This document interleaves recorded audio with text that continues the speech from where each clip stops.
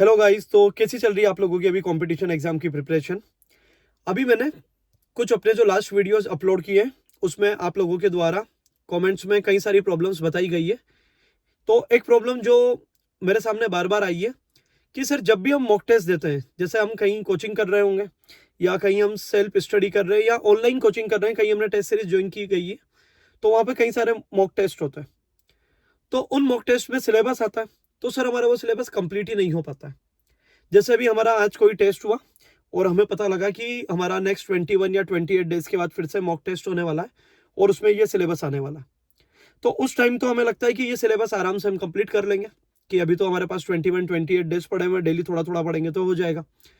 लेकिन जैसे जैसे दिन गुजरने लगते हैं तो ऐसा होता है कि हमें हमारा करंट भी पढ़ना होता है, इसके अलावा बैक पोर्शन है जो वो भी पेपर में आ रहा होता है।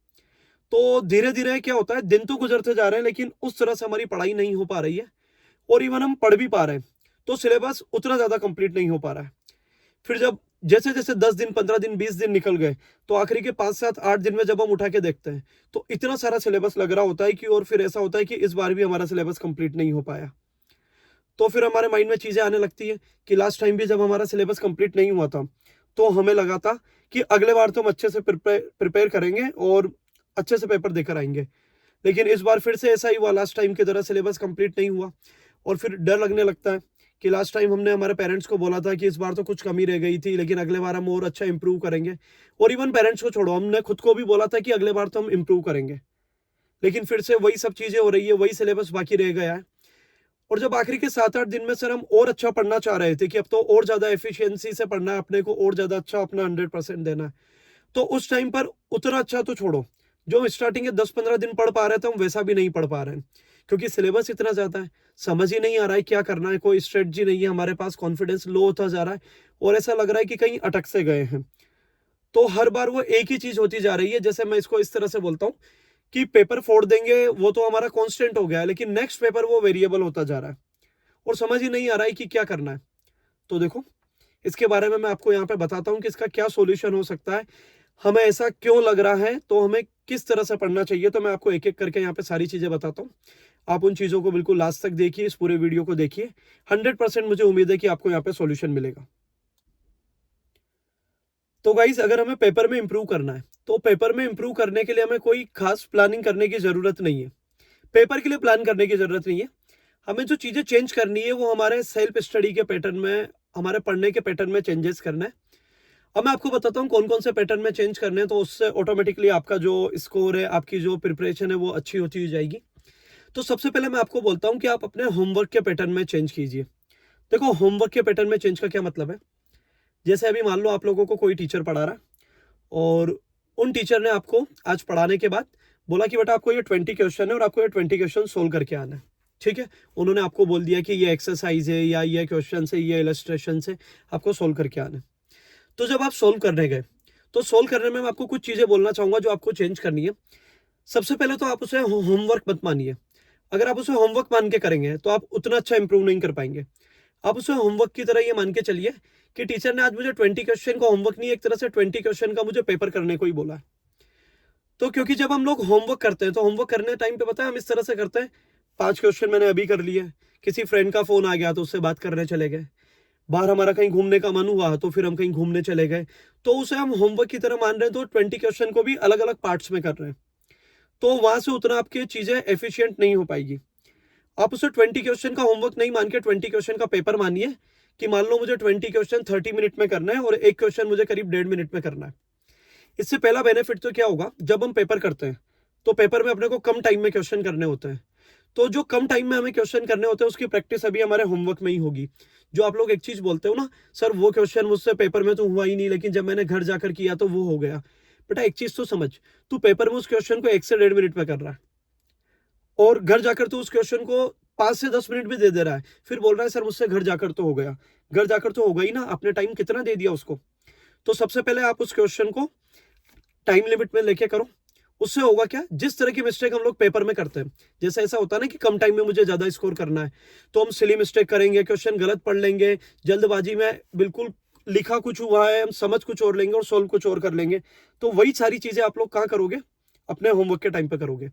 जब वही चीजें हमसे होमवर्क के टाइम पे होने लगेगी तो होमवर्क के बाद ही हमें पता लगने लग जाएगा कि मेरी इस क्वेश्चन में या इस कॉन्सेप्ट में इस तरह की मिस्टेक हो रही है। तो कम से कम पेपर में हम सेम मिस्टेक तो रिपीट नहीं करेंगे, और अगर पेपर में मिस्टेक्स कम होगी तो ऑटोमेटिकली हमारा स्कोर इंप्रूव होगा। तो सबसे पहले आप होमवर्क को टाइम लिमिट में करना स्टार्ट करो। सेकेंडरी चीज, जब हम होमवर्क करते हैं तो आप टाइम लिमिट में तो कर ही रहे हो इसे बेटा। जैसे हम पेपर में करते हैं ना कि पहले जो क्वेश्चन आ रहा है वही क्वेश्चन सोल्व करना है, तो आप होमवर्क में भी वही करो। इससे होगा क्या कि जो क्वेश्चन हमें पहले आ रहा है अगर हम वही करेंगे तो हमारा टाइम बर्बाद नहीं होगा। अगर हम लाइन से करने जाएंगे तो कई क्वेश्चन ऐसे होंगे जो हमसे बन ही नहीं रहे होंगे, तो जो क्वेश्चन हमसे बन नहीं रहा होगा तो कहीं ना कहीं हमारा टाइम ले जाएगा। और पेपर में भी ऐसा ही होता है, फिर वो टाइम ले जाता है तो बाद में हमें लगने लगता है कि कम टाइम है और ज्यादा क्वेश्चन सोल्व करने हैं, तो फिर वो चीजें हम पैनिक मोड में आ जाते हैं और उतना अच्छा स्कोर नहीं कर पाते। तो आप इस चीज को भी चेंज करो।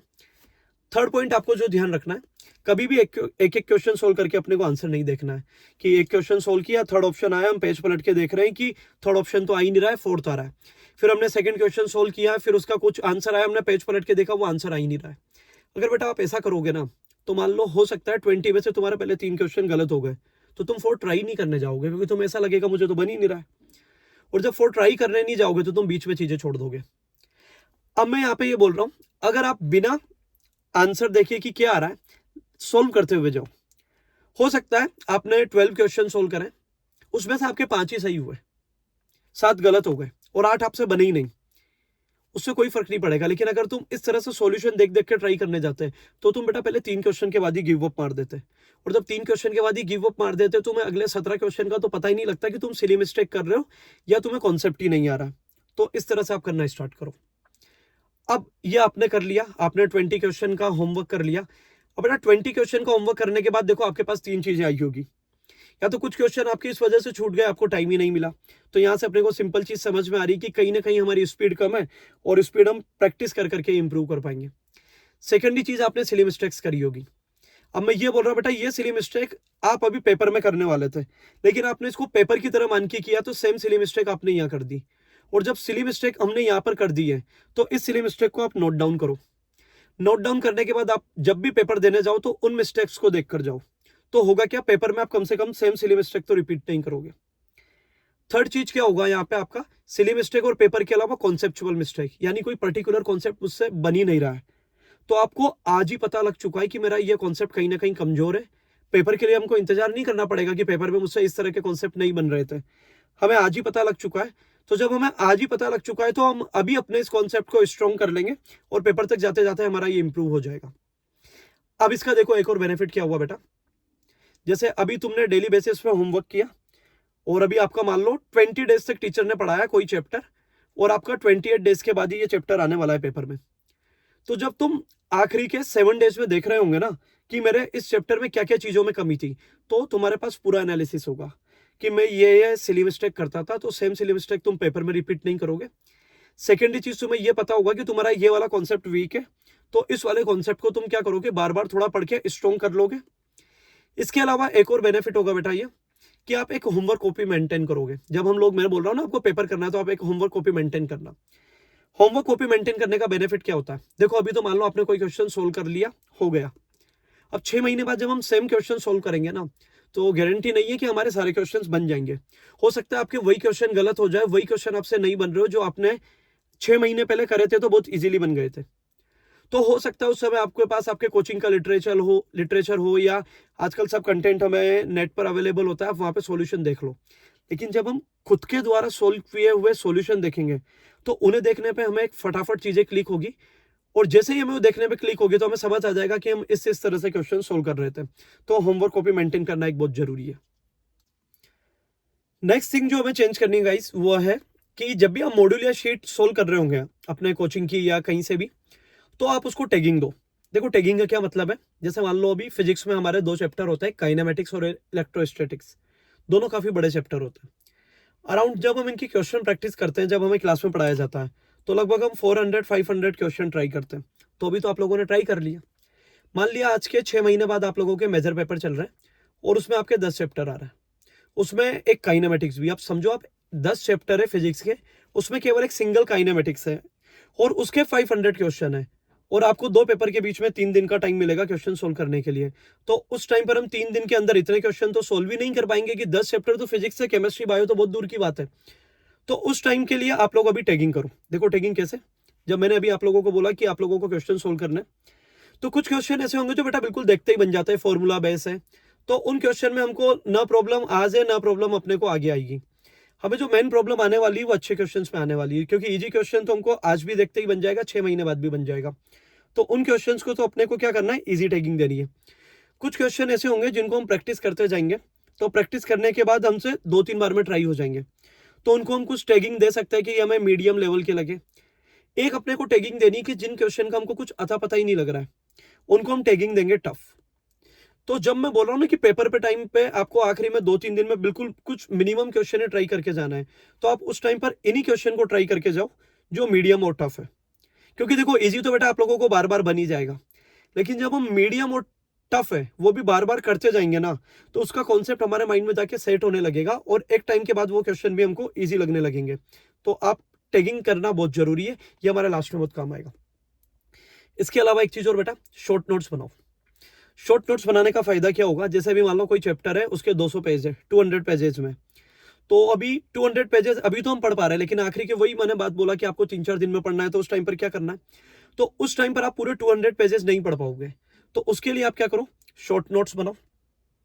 शॉर्ट नोट्स में कुछ चीजें इंक्लूड कर सकते हो। क्वेश्चन अप्रोच, देखो क्वेश्चन अप्रोच किस तरह से कि जैसे मान लो कि इस तरह का क्वेश्चन आता है तो हम इस तरह से सॉल्व करते हैं, तो आप अपनी लैंग्वेज में लिख लो, हिंदी में, इंग्लिश में, आपको दोनों को मिक्स करके लिखना है कि ये क्वेश्चन है और इस तरह का क्वेश्चन पूछा जाएगा तो हम इस तरह से अप्रोच लगा के सॉल्व करते हैं।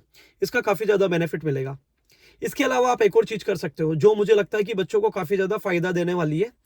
आप अपनी खुद की रिकॉर्डिंग करो। जैसे मान लो मैंने कोई कॉन्सेप्ट समझा, मैंने आज 2 घंटे पढ़ा और 2 घंटे पढ़ने के बाद मैंने वो कॉन्सेप्ट समझा, तो उसी कॉन्सेप्ट को मैं रिकॉर्ड करके रिवाइज करता हूं कि ये कॉन्सेप्ट था, इसमें ये होता है, इस तरह के क्वेश्चन हम ऐसे ऐसे सोल्व करते हैं। तो उसे 5-7-10 मिनट की आप रिकॉर्डिंग कर लो।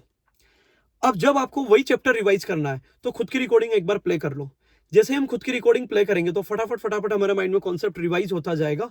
और लास्ट में जो आप लोग बोलते हो ना सर कम टाइम में हम ज्यादा चीजें कैसे रिवाइज कर पाए, तो देखो रिवाइज करने के लिए शॉर्ट नोट्स हो गया, रिकॉर्डिंग हो गई, और क्वेश्चन सोल्व करने के लिए जो मैंने आपको अभी टैगिंग करने को बोला है आप लोग वो करो। तो ये आप जैसे ही 3-4 चीजों में अपने चीजें चेंज करोगे तो आप लोगों के पेपर में ऑटोमेटिकली इंप्रूवमेंट आने लगेगा। अब लेकिन सुनो, इंप्रूवमेंट ऐसा भी नहीं आएगा कि आप लोग बोलो कि सर हमने 15 दिन पहले ये चीज स्टार्ट करी है और अभी हमारा रिजल्ट पे इंप्रूवमेंट आएगा। नहीं, कम से कम आपको ये 1 से 1.5 महीना 2 महीना लगातार करना पड़ेगा, उसके बाद आपका इंप्रूवमेंट स्टार्ट होगा। और जो अभी मैंने आप लोगों को बोला ना बेटा कि आप लोग पेपर की तरह ही मान के होमवर्क सोल्व करो, इसका एक और बेनिफिट ये होगा। कुछ बच्चों से क्या होता है, वो पेपर जब हम लोग कहीं पर जाकर एग्जाम दे रहे होते हैं तो वहां सोल्व नहीं हो पाता, लेकिन अगर हम उसी पेपर को अपने रूम में बैठकर करते हैं तो सोल्व हो जाता है। वो होता है कि हम पेपर का प्रेशर वहां पे हैंडल नहीं कर पाते हैं। तो जब आपकी अगर मान लो दिन में 3 या 4 क्लास चल रही है और 3 या 4 टीचर आपको अलग अलग होमवर्क दे रहे हैं, और अगर आप 3-4 टीचर का होमवर्क पेपर की तरह मान के सोल्व कर रहे हो, तो यकीन मानो 15-20 दिन में आप 50-60 बार जब पेपर की तरह तैयार कर चुके होंगे ना, तो जब आप एग्जाम देने जाओगे तो आपको कुछ नया नहीं लगेगा। आपको ऐसा लगेगा कि इस तरह की प्रैक्टिस तो मैं डेली करता हूं, बस आज जगह ही तो चेंज हुई है। तो कहीं ना कहीं आप पेपर का प्रेशर भी हैंडल करना सीखोगे। तो जब हम बहुत छोटी छोटी चीजों में इंप्रूवमेंट करते हुए जाएंगे ना बेटा, तो ये हमारे रिजल्ट में एक बड़ा इंपैक्ट दिखाएगा, और जब रिजल्ट में बड़ा इंपैक्ट आएगा तो हमारा स्कोर भी काफी अच्छा होगा। अब एक और चीज, हो सकता है आपने ये सारी चीजें कर ली, लेकिन जब बेटा हमने पढ़ना स्टार्ट किया था, जब हमने इस कंपटीशन के लिए प्रिपेयर करना स्टार्ट किया, हमारा लेवल बिल्कुल 0 था और कंपटीशन मांग रहा है लेवल 100 का और हम 0 पर थे। सर हमने सारी चीजें कर ली, सब कुछ कर लिया, फिर भी हम 100 पर पहुंच ही नहीं पा रहे हैं, हम तो 50-60-70 पे रुक जाते हैं। तो उन लोगों के लिए एक चीज है, कोई फर्क नहीं पड़ता बेटा अगर आप 100 की जगह 60-70 पे रुक जा रहे हो। तो सुनो, इतना तो आपको पता है आप अपना 100% दे रहे हो, और जब हम अपना 100% दे रहे हैं फिर भी चीजें नहीं हो पा रही है, तो हमको ये मानना जरूरी है कि अभी मेरा लेवल उतना नहीं है। लेकिन इसका ये मीनिंग नहीं है कि कभी नहीं होगा, अभी उतना नहीं है। अगर मैं कंटिन्यू मेहनत करता जाऊंगा तो कुछ महीनों के बाद, कुछ दिन के बाद मेरा वो लेवल हो जाएगा। तो अब आप लोगों के लिए एक चीज, जैसे मान लो आपके फिजिक्स का पेपर है और उसमें आपके 5 चैप्टर्स आ रहे हैं, और आपका ऐसा है कि सर मैं 5 चैप्टर कंप्लीट नहीं कर पाऊंगा। मत करो, आप 3 ही करके जाओ, लेकिन वो 3 इस तरह से करके जाओ कि उन 3 में से कोई क्वेश्चन आए तो आपको छूटना नहीं चाहिए। अब अपने माइंडसेट को आपको थोड़ा सा चेंज करना पड़ेगा। देखो कैसे, मान लो आपका फिजिक्स का पेपर 180 मार्क्स का है और 5 चैप्टर आ रहे हैं और 180 मार्क्स से आ रहे हैं। अब आप 2 चैप्टर छोड़ गए और 3 ही चैप्टर करके गए, तो मान के चलो आपके उन 3 चैप्टर से 120 मार्क्स के क्वेश्चन आ रहे हैं। तो आप अपना स्कोर 180 से क्यों देख रहे हो? आप 120 से देखो। अपने को खुद को समझाना है कि मेरा पेपर तो 120 का ही था, मैंने 120 का ही सोल्व किया और मेरा जो परसेंटेज आएगा मुझे 120 में से ही देखना, 180 से मुझे देखना ही नहीं है। अब आप लोग बोलोगे कि सर इससे तो हमारा मार्क्स कम होगा। बेटा मार्क्स कम भी हो जाएगा तो ये डिफाइन क्या करता है? मेन चीज आप समझो, हम सीखने के लिए आए और ये जो एग्जाम हो रहे हैं मॉक टेस्ट, ये आपका ये नहीं बता रहे हैं कि आप सेलेक्ट होंगे या नहीं होंगे। बस इससे आपको ये बताया जा रहा है कि आप इन इन चीजों में इंप्रूव कर सकते हैं। मतलब एक तरह से आपके ये इंप्रूवमेंट के लिए क्वेश्चन प्रैक्टिस के लिए कराए जा रहे हैं। तो बिल्कुल भी नंबर के पीछे नहीं भागना है। आप अपना स्कोर 180 में से नहीं देख के 120 पे देखो। और अगर मान लो तुम्हें 4 चैप्टर पढ़ने का मौका मिलता है 150 मार्क्स के लिए, तो तुम उस टाइम 150 में से स्कोर देखो। और एक टाइम ऐसा आएगा जब हम 180 में से भी देखेंगे। तो अपने आप को, अपने जो माइंड सेट है उसको अपने को इस तरह से रखना है कि पैनिक नहीं करना है कि 120 के लिए प्रिपेयर हुआ है तो 120 में से स्कोर देखेंगे। अब देखो, अभी आप लोग करते क्या हो, जैसे मान लो 5 चैप्टर आ रहे हैं, जो अभी मैं देखता हूँ कि मेनली स्टूडेंट्स करते हैं। 5 चैप्टर आ रहे हैं तो वो कोशिश करते हैं 5 पढ़ कर जाए। अब 5 पढ़ने के चक्कर में वो कुछ छोड़ जाते हैं, कुछ पढ़ जाते हैं। पेपर आता है, पेपर में से अब जो चैप्टर है, अब ऐसा तो कोई गारंटी है नहीं कि आपने जो छोड़कर गए उनसे क्वेश्चन नहीं आएगा, वहीं से क्वेश्चन भी आ गया, तो एक तो हमारे नंबर भी कम हो गए। इसके अलावा आप लोग सोचते हो कि हम पेपर देने के बाद इन चैप्टर्स को कंप्लीट कर लेंगे। बेटा वैसा हो ही नहीं पाता है। क्यों नहीं हो पाता है? क्योंकि जैसे ही आपका पेपर हुआ, पेपर होने के बाद आपका नया सिलेबस आ गया, तो आप इस पुराने सिलेबस को कंप्लीट करने जाओगे ही नहीं, क्योंकि आपको नए सिलेबस की टेंशन होने लगती है। और जब नए सिलेबस की टेंशन होने लगी हमें, तो हम नए सिलेबस की तरफ भाग रहे हैं और पुराना सिलेबस उस समय हमारा पीछे छूट गया। पुराना पीछे छूट गया, कुछ कंप्लीट हुआ था, कुछ छूट गया, तो वो अधूरा ही रह गया। और जब कोई चीज अधूरी रह जाती है तो हमें ऐसा लगता है वो हमारी कंप्लीट नहीं हुई है और उसे हम अधूरा ही मान के चल रहे होते हैं और हमें लगता है कि हमें ये भी नहीं आता। और ये सिलसिला कंटिन्यू चलता रहता है। हर बार कुछ छूट जाता है, कुछ रह जाता है और लास्ट तक आते आते हम देखते हैं तो ऐसा लगता है हमारा कुछ हुआ ही नहीं है। लेकिन अगर आप इसकी जगह 3-3 चैप्टर ही कंप्लीट करते हैं तो बेटा कुछ नहीं से तो कुछ होता। और हमेशा मैं बोलता हूँ कुछ नहीं से तो कुछ ज्यादा अच्छा होता है। तो आप इन चीजों को करके देखिए। तो ये छोटी छोटी चीजें आप 100% अगर आप इन्हें करोगे तो आपका इंप्रूवमेंट जरूर आएगा। तो गाइस, आज हम लोगों ने एक और प्रॉब्लम पर बात कर ली है जो आप लोगों के द्वारा फेस की जा रही है। आप लोगों के कई सारे कमेंट्स आए हैं, तो मैं एक एक करके उन सभी प्रॉब्लम्स के ऊपर वीडियोस धीरे धीरे लाता रहूंगा। आप आगे भी कमेंट्स करके बता सकते हैं कि किन किन प्रॉब्लम्स के ऊपर आप लोग वीडियो चाह रहे हो। और आप लोगों के द्वारा ये वीडियोज काफ़ी पसंद किए जा रहे हैं। काफ़ी अच्छा लग रहा है मुझे कि इससे आप लोगों की हेल्प हो पा रही है। काफ़ी रेस्पेक्ट और प्यार मिल रहा है आप लोगों के द्वारा। और इवन स्टूडेंट्स तो यही सही, अभी बेटा आप लोगों के पेरेंट्स के द्वारा भी मुझे कई सारा मैसेजेस, फ़ोन कॉल्स और यूट्यूब कमेंट्स में भी मैं देख रहा हूँ। पेरेंट्स भी कई चीज़ें बोल रहे हैं कि सर हम लोग जो बच्चों को बोल रहे थे वो हमारी तो उतनी नहीं सुन रहे थे, लेकिन जब आप लोग बता रहे हो उस चीज़ को तो वो आपको काफ़ी ज़्यादा सुन रहे हैं। तो पेरेंट्स जब इस चीज़ को सराह रहे हैं तो ये मुझे काफ़ी ज़्यादा अच्छा लग रहा है और काफ़ी इससे मुझे मोटिवेशन भी मिल रहा है कि मैं और अच्छा कर पाऊँ। तो बस मैं आगे इसी तरह से वीडियो लाता रहूँगा। आप इन वीडियोज़ को पसंद करते रहिए और अगर आपको लगता है कि क्या इंप्रूवमेंट हो सकता है तो आप ज़रूर बताइए। और आप इन वीडियोज़ को लाइक कीजिए, अपने फ्रेंड्स के साथ मैक्सिमम टू मैक्सिमम शेयर कीजिए और मेरे चैनल को सब्सक्राइब कीजिए। Thank you.